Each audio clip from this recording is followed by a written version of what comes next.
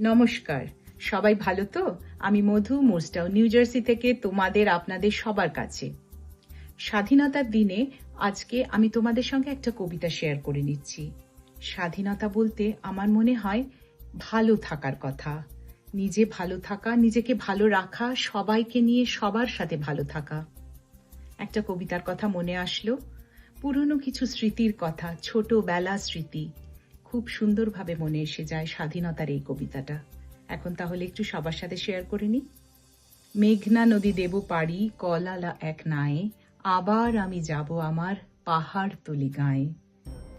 আলু ঘাটায় নেমে পায়ে মাখবো রাঙা ধুলো, আমায় দেখে খিলখিলিয়ে হাসবে শিমুলগুলো।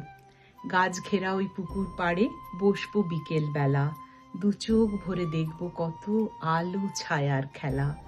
বাঁশ বাগানে আধখানা চাঁদ থাকবে ঝুলে একা, ঝোপে ঝাড়ে বাতির মতো জোনাক যাবে দেখা। ধানের গন্ধ আনবে ডেকে আমার ছেলেবেলা, বসবে আবার দু চোখ জুড়ে প্রজাপতির মেলা।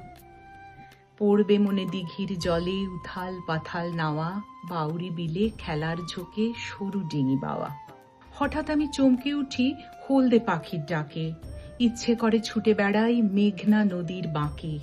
শতযুগের ঘন আধার আজও গায়ে আছে, সেই আধারে মানুষগুলো লড়াই করে বাঁচে। মনে আমার ঝলসে ওঠে ৭১-এর কথা, পাখির ডানায় লিখেছিলাম প্রিয় স্বাধীনতা। মনে আমার ঝলসে ওঠে ৭১-এর কথা, পাখির ডানায় লিখেছিলাম প্রিয় স্বাধীনতা। কেমন লাগলো আমার এই স্বাধীনতার কবিতাটা? জানাতে ভুলো না কিন্তু। আজ তবে এ পর্যন্তই, আবার খুব শিগগিরই আরেকটা নতুন গল্প নিয়ে দেখা হচ্ছে। নমস্কার।